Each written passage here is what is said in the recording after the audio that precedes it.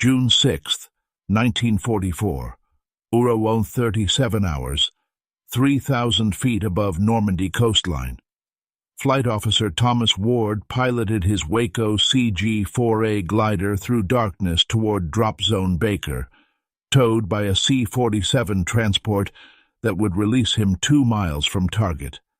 13 paratroopers sat silent in the glider's cargo bay, men from the 101st Airborne, who'd been briefed that DZ Baker was clear farmland, minimal German presence, perfect landing conditions for the first wave of the invasion. Ward had flown gliders for 11 months, logged 63 training flights, mastered the art of unpowered descent into hostile territory. Glider pilots were taught one absolute rule: land on your designated drop zone, regardless of ground conditions. Formation cohesion was critical. Dozens of gliders approaching same coordinates, landing in concentrated area, delivering maximum force to single point.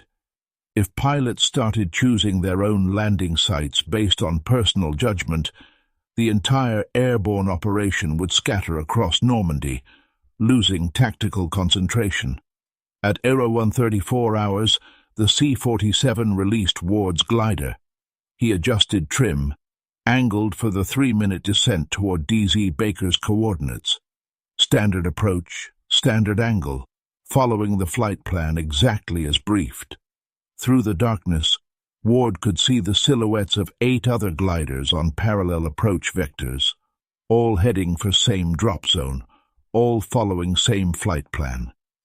Then at 01:37 hours, descending through 1,800 feet, Ward saw what intelligence photos hadn't shown: muzzle flashes, German positions dug into the fields where DZ Baker should be clear, machine gun emplacements exactly where reconnaissance had reported empty farmland, fortified positions arranged in perfect kill box configuration around the designated landing coordinates. DZ Baker wasn't a landing zone, it was an ambush. Ward had 30 seconds before his glider would be too low to maneuver.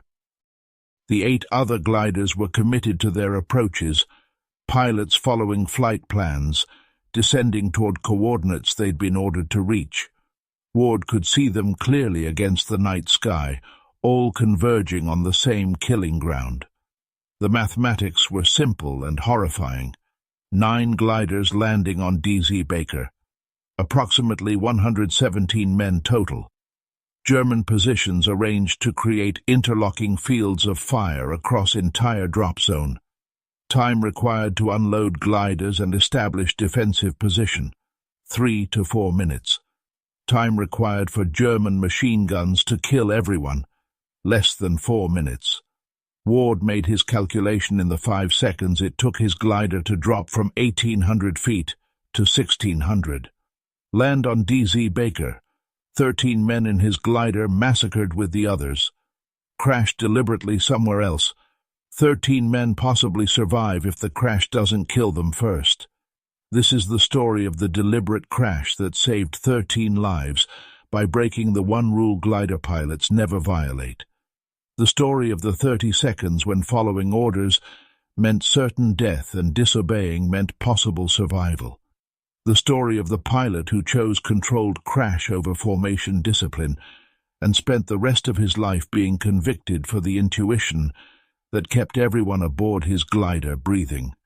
Before we go further, if you believe some acts of disobedience save more lives than any order could protect, hit that subscribe button. This is the story where crashing was the only way to survive D-Day's first wave.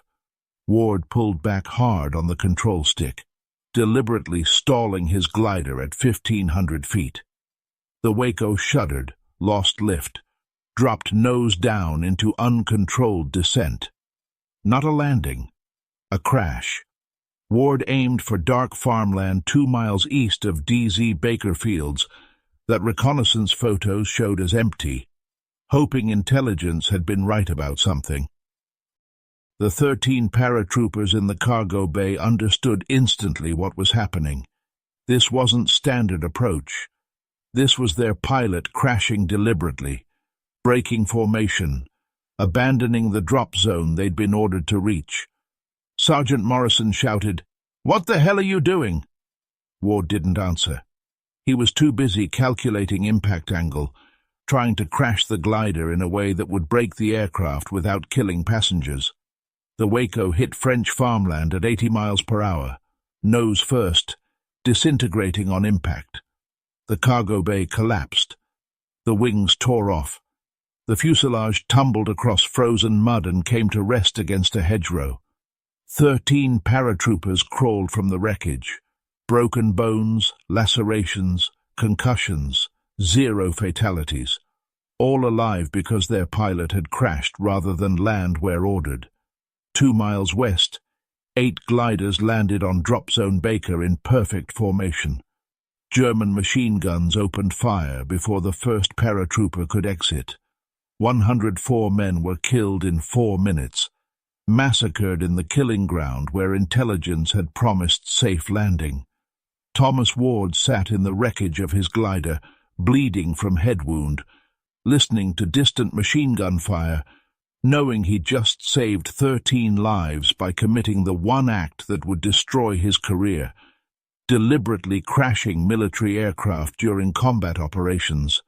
Thomas Ward learned to fly in 1938 at a dirt airstrip outside Lincoln, Nebraska, working for Midwest Agricultural Aviation Crop Dusting Company that paid pilots $20 per week to spray pesticides from open cockpit biplanes. Ward was 22, fresh out of high school with no college prospects and a love for anything that flew.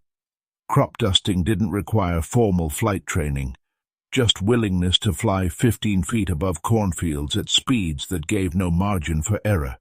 Ward flew by instinct. The old biplanes had minimal instruments, altimeter, compass, fuel gauge. No radio, no navigation equipment, no flight plans. Pilots eyeballed altitude, judged wind by watching cornstalks bend, navigated by recognizing farmhouses and roads. Ward excelled at this improvised flying. He could sense thermals, feel wind shifts through the stick, judge distances without instruments. Other pilots called it natural ability. Ward called it paying attention. By 1940, Ward had logged 800 hours crop dusting across Nebraska and Kansas. He'd never crashed, never gotten lost, never needed instruments to tell him what the wind and altitude already communicated through the aircraft's behavior. Flying was conversation between pilot and air. You listened, adjusted, responded. Instruments were for pilots who couldn't feel what the plane was telling them. Pearl Harbor changed everything. Ward enlisted January 1942, expecting fighter assignment. He was experienced pilot with excellent flying record. The Army tested his skills and assigned him to glider program instead. Gliders were desperate priority in 1943. The Army needed thousands of pilots willing to fly unpowered aircraft into hostile territory, land in fields they'd never seen, deliver troops under conditions that gave 0 room for error. Most pilots refused glider training. Too dangerous, too suicidal. Ward volunteered. Unpowered flight in hostile territory sounded exactly like crop dusting at combat altitude. Glider training at Sedalia Army Airfield, Missouri, started June 1943. Ward excelled at flying. Instructors noted he had exceptional feel for unpowered flight, could land Waco gliders in impossibly small spaces, handle crosswinds that grounded other students. But Ward struggled with everything else: navigation protocols, flight plan adherence, formation discipline, following briefed coordinates exactly. His primary instructor, Captain Morrison, wrote in evaluation reports, "Flight Officer Ward has natural piloting ability superior to 90% of trainees. But he refuses to follow flight plans, navigates by visual landmarks rather than compass headings, lands wherever terrain looks suitable rather than designated coordinates. When questioned, claims he can feel better landing zones than briefed locations. Talented, but unreliable. Ward tried explaining his approach. Flight plans assume conditions on the ground match reconnaissance photos. But conditions change. Germans move positions. Weather shifts. Intelligence is wrong. Pilots need flexibility to adjust based on what they see, not what some briefing officer thinks they'll see. Morrison's response was institutional. Glider operations require coordinated mass landings. If every pilot chooses different landing zone based on personal judgment, airborne operations scatter across countryside. Formation discipline is not optional. Ward graduated glider school November 1943, barely. His final evaluation noted adequate flying skills, poor adherence to protocols, recommend close supervision during combat operations. The Army was desperate for glider pilots. They accepted Ward despite reservations about his tendency to ignore flight plans when his instincts suggested alternatives. He deployed to England, March 1944, assigned to Nyen Troop Carrier Command, supporting the 101st Airborne. 3 months of training flights over English countryside, practicing formation landings, drilling on the absolute requirement to land at designated coordinates regardless of ground conditions. Ward's squadron commander, Major Phillips, reinforced the doctrine, you land where briefed. Period. Formation cohesion saves lives. Individual improvisation kills people. Ward nodded and said nothing. He understood formation theory. He just didn't believe it applied when formations were landing into traps. June 5, 1944, evening briefing for Operation Overlord. Ward received his assignment. Drop Zone Baker, Normandy, France. Load: 13 paratroopers from 101st Airborne. Mission: land at coordinates 49.3850 degrees, 1.2567 degrees W. Deploy troops, secure glider. Intelligence assessment: minimal German presence, clear fields, excellent landing conditions. Ward studied the reconnaissance photos. Clear farmland, no visible fortifications, exactly as briefed. But something felt wrong. The way crop fields looked too perfect, too empty, too convenient. Ward had learned crop dusting that when fields looked too good to be true, there was usually rocks or ditches hidden in tall grass. This felt similar, but it was just instinct, and instinct wasn't evidence. At 0100 hours June 6th, Ward climbed into his Waco glider with 13 paratroopers who trusted him to land them safely at coordinates someone 500 miles away had marked on a map. Ward's instinct said those coordinates would kill everyone. His orders said land there anyway.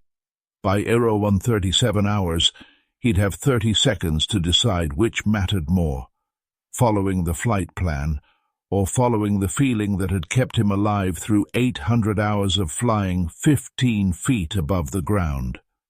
The June 5th briefing for Operation Overlord began at 1900 hours in a Nissen hut at Welford Airfield, England. 43 glider pilots gathered around tables covered with maps, reconnaissance photos, and coordinate lists. Major Phillips stood at the front, pointer in hand, explaining the largest airborne operation in military history. Drop Zone Baker, Phillips said, tapping a map location in Normandy.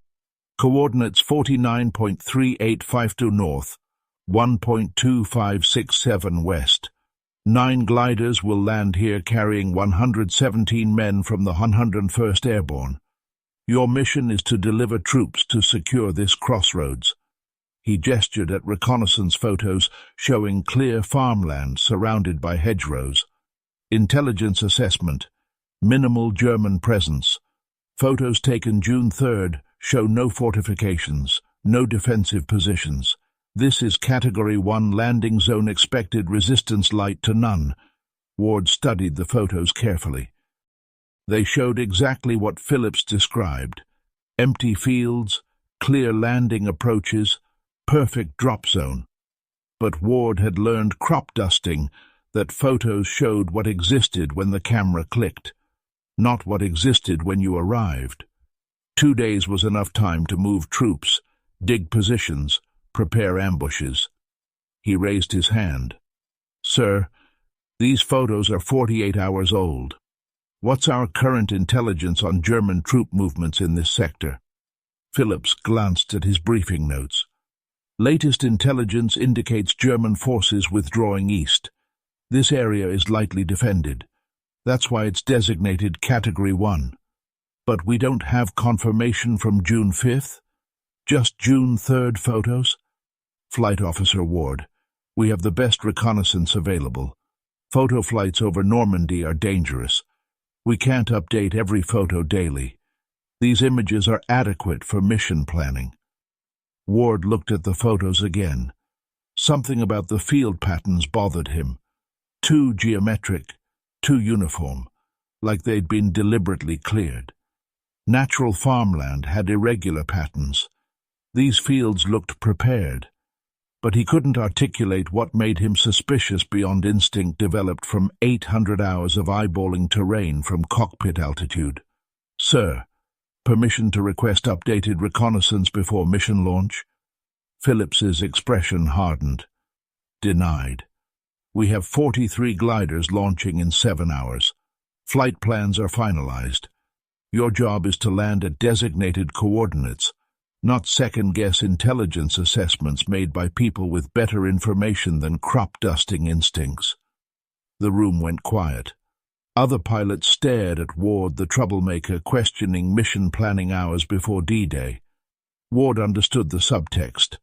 Shut up and follow orders. This was invasion of Europe, not Nebraska farmland. Trust the system. After briefing, Flight Officer Davis approached Ward. "You really think Baker's a trap? I think those photos look wrong. Too clean. Too empty. Intel says minimal Germans. Intel said a lot of things in training that turned out different when we flew the actual terrain." Davis shrugged. "We land where we're told. That's the job. Even if where we're told is wrong. Especially then. Formation cohesion, remember? If we all land at different spots because we don't trust the coordinates, the entire airborne operation falls apart." Ward knew Davis was right about doctrine. Formation discipline required pilots to suppress individual judgment in favor of coordinated action. 9 gliders landing at same coordinates delivered concentrated force. 9 gliders landing at 9 different locations based on 9 different pilots' instincts delivered scattered ineffectiveness. But doctrine assumed intelligence was accurate. What if intelligence was wrong? What if those 2 perfect fields were killing grounds? Ward had no evidence, just the same instinct that had kept him from crashing into hidden ditches during 800 hours of crop dusting. At 00:30 hours June 6th, Ward performed pre-flight check on his Waco glider. 13 paratroopers from 101st Airborne loaded aboard Sergeant Morrison, 12 privates, all carrying equipment for combat jump. Morrison reviewed the mission. "We land at Baker, secure the crossroads, hold until main force arrives. Intel says light resistance. Should be straightforward." Ward didn't mention his concerns. What would he say? "I have a feeling those coordinates are wrong based on nothing except photos that look too neat." Paratroopers were jumping into Normandy based on same intelligence. If Ward refused to fly, someone else would take his glider to same coordinates with same results. At 100 hours, the C-47 tow plane lifted off with Ward's glider trailing behind. 8 other gliders followed in formation, 9 aircraft, 117 men, all heading for coordinates that looked perfect in photos, but felt wrong to one pilot whose career had been built on trusting instinct over instruments. By 1:37 hours, approaching Normandy coastline, Ward would discover whether his crop-dusting intuition was paranoia or the only thing standing between 13 men and a massacre. At 35 hours, the C-47 released Ward's glider at 3,000 feet over Normandy. The tow cable detached with metallic snap. Ward adjusted trim, angled for descent toward D.Z. Baker's coordinates. Standard approach. 2 other gliders released simultaneously from their tow planes, 3 aircraft descending in formation toward the same landing zone. Behind them, 6 more gliders approached on staggered intervals. Through the darkness, Ward could see coastline bombardment naval guns pounding German positions, explosions lighting the sky, tracers arcing across beaches where infantry would land in 5 hours. The airborne assault was first wave, dropping troops inland to secure bridges and crossroads before amphibious forces hit the beaches. Everything depended on gliders landing at designated coordinates, delivering concentrated force to strategic points. At 1:36 hours, descending through 2,200 feet, Ward identified D.Z. Baker's landmarks. The reconnaissance photos had been accurate hedgerows in correct positions, farm buildings where expected, road intersection matching brief description. Intel was right. Ward's instinct had been paranoia. The coordinates were good. Then at 1:37 hours, 1,800 feet altitude, Ward saw the muzzle flashes. Machine gun positions dug into the fields where reconnaissance photos had shown empty farmland. Mortars positioned behind hedgerows. German soldiers in trenches arranged in perfect kill box configuration around the landing zone. The fields weren't empty. They were fortified. The Germans had moved positions after June 3rd reconnaissance, turning D.Z. Baker into an ambush site designed specifically to massacre gliders landing at these exact coordinates. Ward had 30 seconds before his glider would be too low to maneuver. Below, he could see 2 gliders already committed to final approach pilots following flight plans, descending toward coordinates they'd been ordered to reach. Behind Ward, 6 more gliders were beginning their descents on the same trajectory. His 13 passengers sat silent in the cargo bay, unaware their pilot had just seen evidence that landing at D.Z. Baker meant certain death. The Germans weren't firing yet. They were waiting for gliders to land, letting aircraft commit to the trap before opening fire. Professional ambush tactics. Wait until targets are on the ground, vulnerable, unable to escape. Ward's crop-dusting instinct had been correct. The 2 perfect fields had been prepared deliberately. The Germans knew Allied gliders were coming to these coordinates. They'd fortified every approach. D.Z. Baker wasn't a landing zone. It was killing ground. Ward had 3 options, none good. Option 1. Land at D.Z. Baker as ordered. Deploy 13 paratroopers into German crossfire. Watch everyone die within minutes.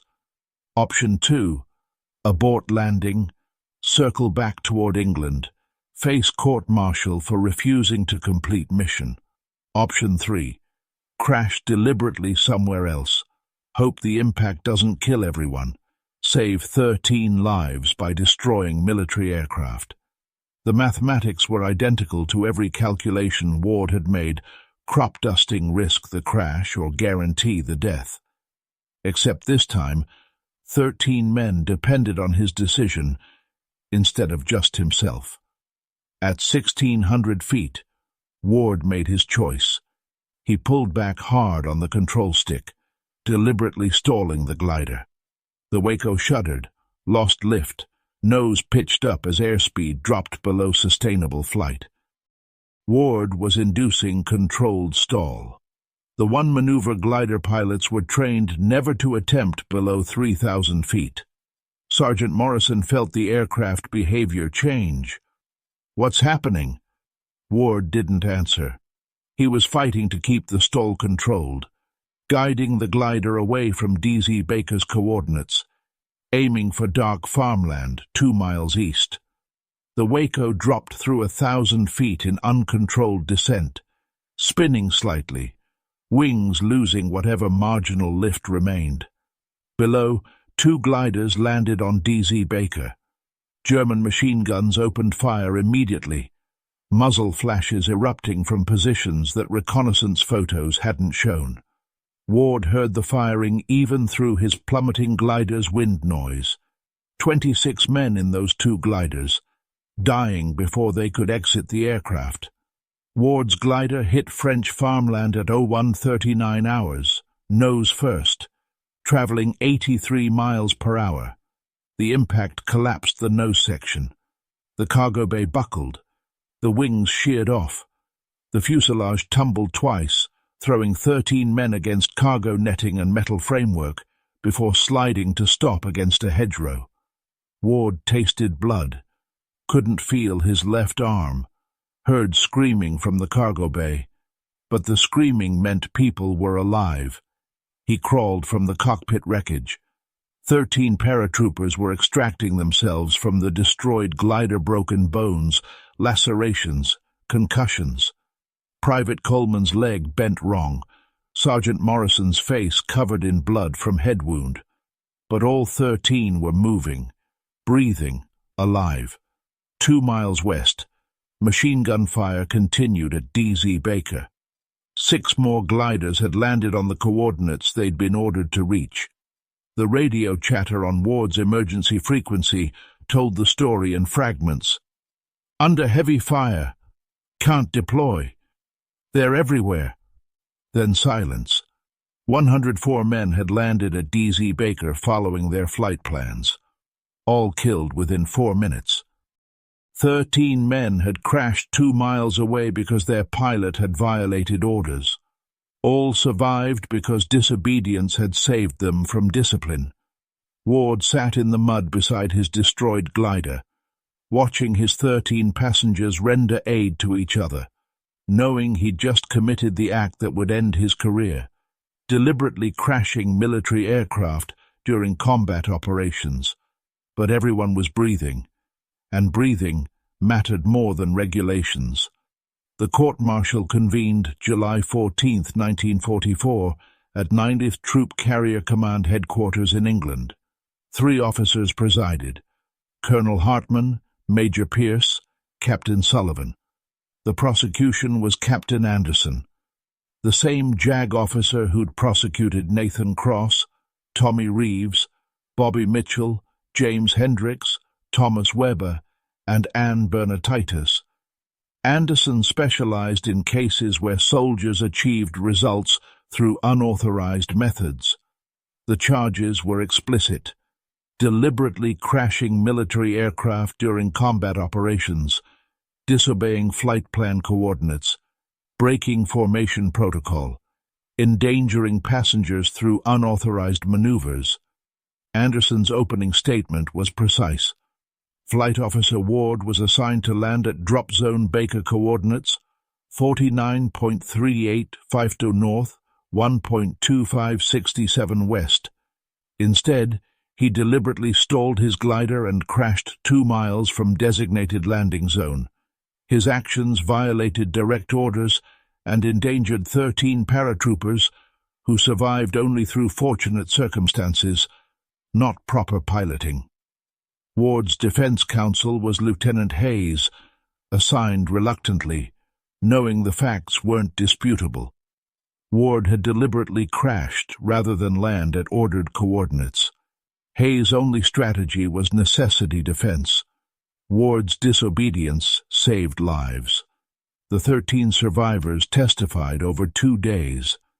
Sergeant Morrison, Lieutenant Ward crashed the glider to avoid landing where Germans were waiting. He saved our lives. The 8 gliders that landed at Baker, everyone died. We survived because he disobeyed. Private Coleman, still on crutches from the crash. My leg's broken. I'll take broken leg over dead.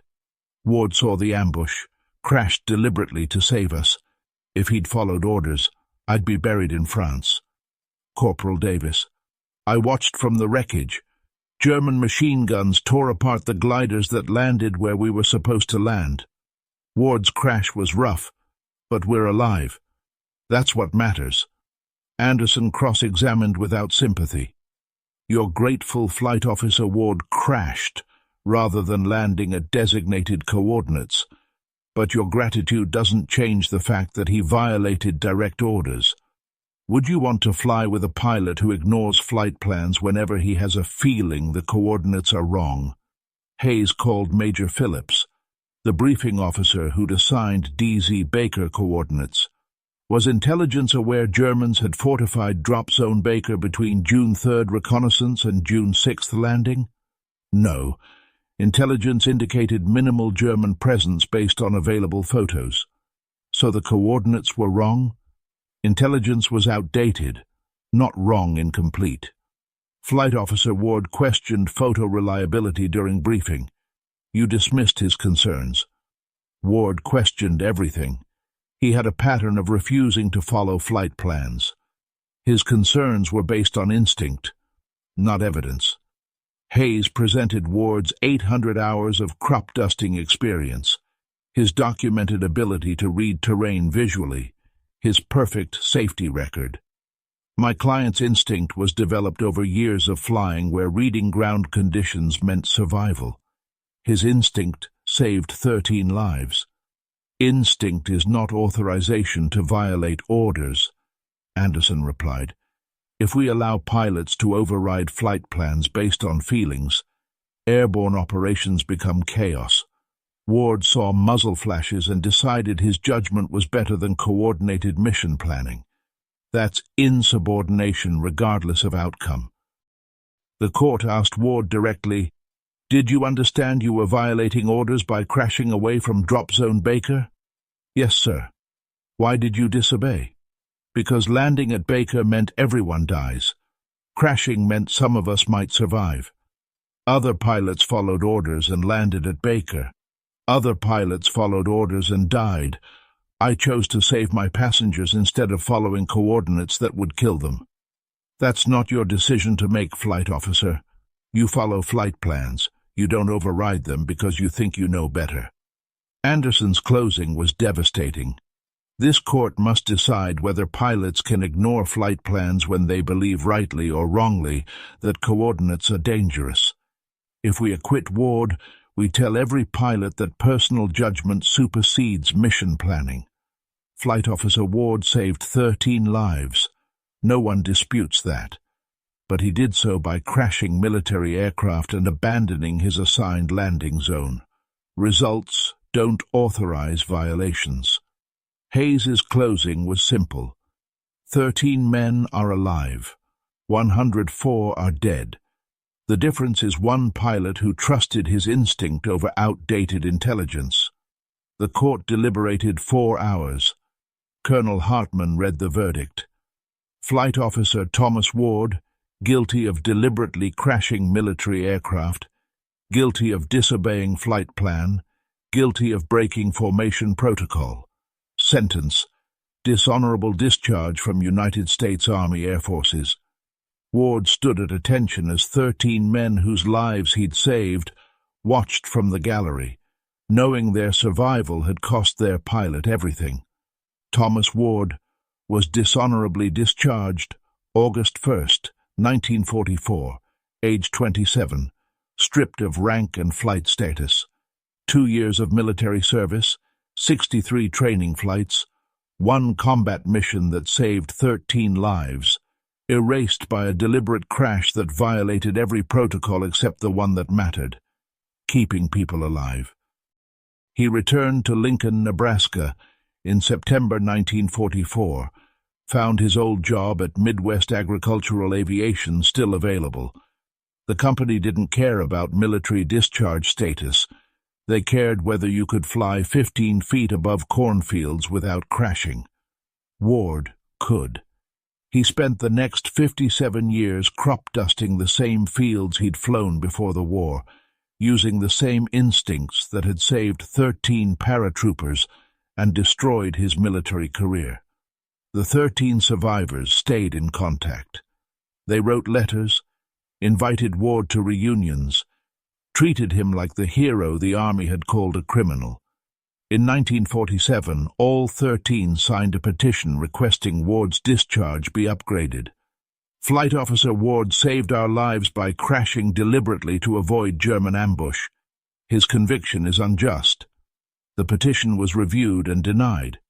Response: Flight Officer Ward's court-martial was conducted according to proper procedure. His violation of flight plan protocols was legally established. Survivor gratitude does not constitute grounds for discharge upgrade. Ward never flew gliders again, never joined veterans organizations, never discussed D-Day except with the 13 men who'd survived his crash. He married in 1949, raised 2 daughters, lived quietly in Lincoln doing the work he'd always done, reading terrain by instinct, flying by feel, trusting his judgment over instruments. He died December 18, 2001, at Lincoln General Hospital. Heart failure, age 79, surrounded by family. His obituary in the Lincoln Journal-Star: Thomas Ward, 79, agricultural pilot, veteran. Survived by wife Margaret, daughters Carol and Susan, 5 grandchildren. The obituary didn't mention D-Day, the deliberate crash, the court-martial, or the 13 lives saved by disobedience. In June 2004, researchers preparing for D-Day's 60th anniversary discovered captured German documents in newly declassified archives. Among them, operational orders for Fallschirmjäger Regiment 6, dated June 4, 1944.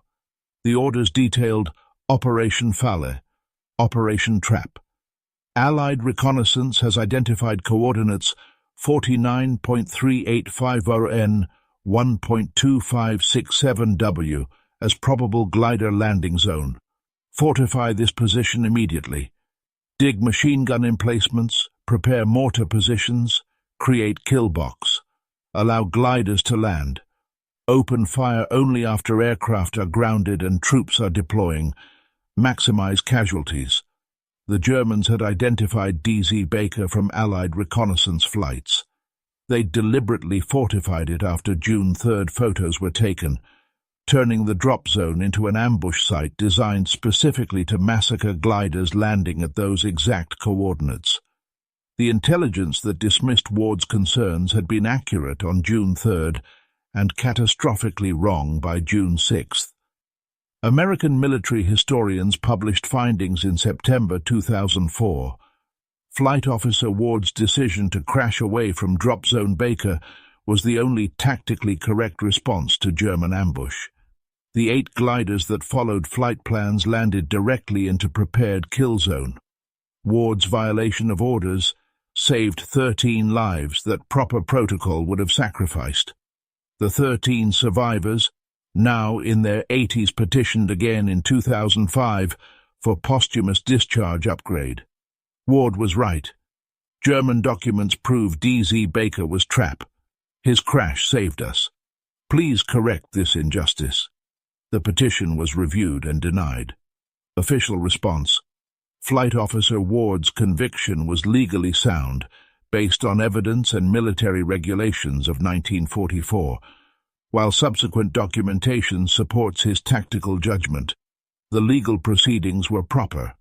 Posthumous upgrade requires proof of procedural error, not proof of tactical correctness. If this story makes you question whether following orders matters more than following instinct when lives depend on the difference, subscribe. Because Thomas Ward crashed his glider to save 13 men from coordinates intelligence swore were safe, spent 57 years crop dusting because disobedience destroyed his military career, and died 3 years before German archives proved his instinct had been right all along.